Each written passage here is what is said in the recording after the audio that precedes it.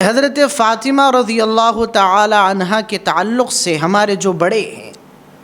جو ہمارے دادی نانی وغیرہ ہیں، ان کے درمیان میں حضرت فاطمہ رضی اللہ تعالی عنہا کے تعلق سے کچھ ایسے قصے ہیں جو من گھڑت ہیں۔ وہ کہتے ہیں کہ بی بی فاطمہ کی کہانی ہے، بی بی فاطمہ کے قصے ہیں وغیرہ وغیرہ، جن کا دین و اسلام سے کوئی تعلق نہیں ہے، جن کی کوئی بنیاد نہیں ہے، جن کی کوئی اصل نہیں ہے۔ وہ گھڑ کے حضرت فاطمہ کی فضیلت کو، ان کے مقام کو بلند کرنے کے لیے بیان کرتی ہے۔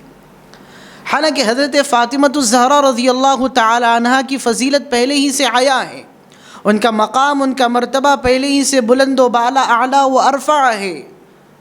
پھر ان کی فضیلت کو بڑھانے کی کیا ضرورت ہے؟ آپ کے بڑھانے سے ان کی فضیلت بڑھنے والی نہیں ہے، بلکہ اللہ ہی نے ان کو فضیلت والا بنایا ہے،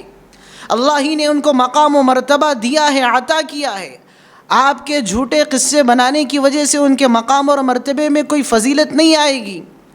وہ خود پہلے ہی سے اللہ کے نبی علیہ السلام کی بیٹی ہے، وہ بنت رسول ہے، حضرت خدیجہ کی لاڈلی ہے،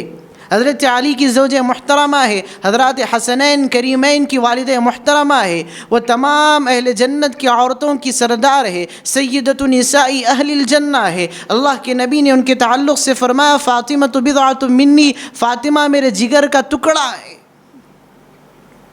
پہلے ہی سے ان کی فضیلت آیا ہے، ظاہر ہے۔ ان کی فضیلت کو بڑھانے کے لیے من گھڑت قصے گھڑنے کی کوئی ضرورت نہیں ہے، اس طرح کے قصے کہانیاں بنانے کی کوئی ضرورت نہیں ہے۔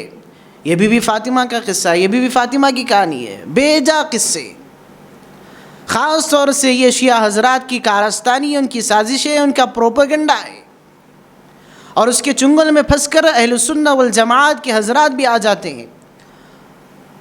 اور دین کو ہم یوٹیوب اور واٹس ایپ، فیس بک وغیرہ سے لینے کی چکر میں حضرت فاطمہ الزہرا رضی اللہ تعالیٰ عنہ کے تعلق سے ایسے ایسے قصے سنتے ہیں، ایسے ایسے قصے پڑھ لیتے ہیں کہ جس کی کوئی اصل نہیں ہے، جس کی کوئی بنیاد نہیں ہے، اسے اور آگے پھیلانا شروع کر دیتے ہیں۔ حالانکہ یوٹیوب پر، سوشل میڈیا پلیٹ فارم پر اگر آپ کسی پیج پر حضرت فاطمہ رضی اللہ تعالی عنہا کا سرچ کریں گے، اگر کسی جگہ پر جا کر سرچ کریں گے تو وہاں پر اگر وہاں پر اس پیج پر کئی ویب سائٹس نکلیں گی، تقریباً اگر 10-12 نکلیں گی تو اس میں سے 6 سے 7 شیعہ حضرات ہی چلاتے ہیں۔ اب وہی لوگ اپنی طرف سے من گھڑت قصے بیان کر دیتے ہیں، لوگ اسی کو پڑھ کر اسے صحیح سمجھ کر لوگوں کو اور آگے فارورڈ کر دیتے ہیں، آگے بھیج دیتے ہیں، اسی کو صحیح سمجھنے لگتے ہیں، جیسا کہ حضرت علی رضی اللہ تعالی عنہ کے ساتھ کرتے ہیں کہ حضرت علی رضی اللہ تعالی عنہ کے تعلق سے سوشل میڈیا پلیٹ فارمز پر اتنے زیادہ اقوال کی بھرمار ہے کہ جس کی کوئی حد نہیں ہے۔ حضرت علی رضی اللہ تعالی عنہ کا یہ قول ہے، حضرت علی کا ارشاد ہے، حضرت علی رضی اللہ تعالی عنہ کا فرمان ہے، حالانکہ حضرت علی کا وہ فرمان ہی نہیں ہوتا ہے، وہ شیعہ حضرات کی کارستانی ہوتی ہے، یا یوں کہہ لیجئے کہ اہل سنت والجماعت میں جو نادان لوگ ہیں ان کی کارستانی ہوتی ہے۔